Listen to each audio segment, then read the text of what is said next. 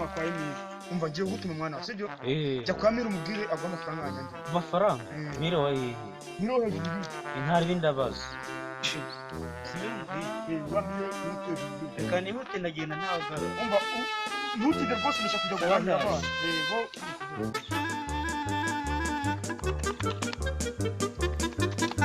mwana reka nkuba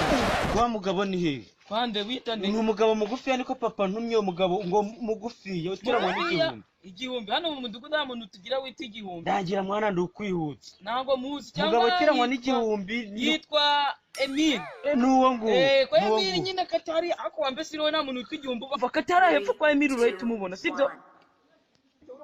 ni hariya hepfo ni hariya hepfo rwose urakoze reka nze nikoze sawa sawa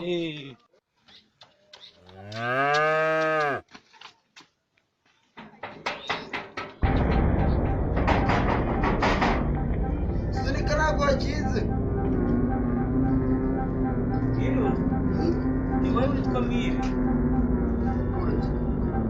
ariko ni wowe amahirwe abatwara itarakuntumye agushoboza uko twagira agasuka aratinyuka akantu baho umwana arambwiye ngo amafaranga ye reka subirayo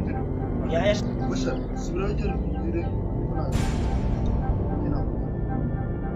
turabura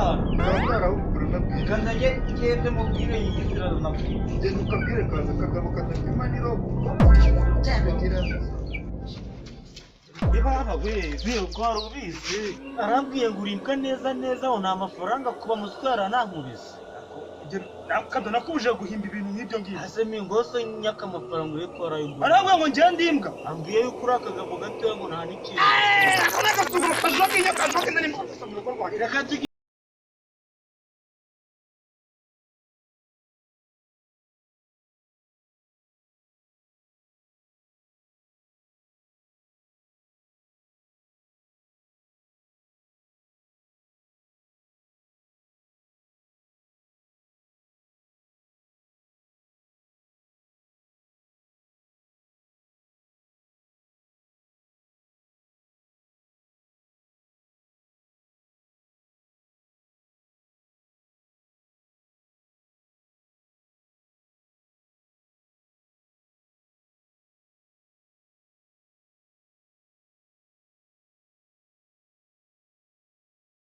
Kamu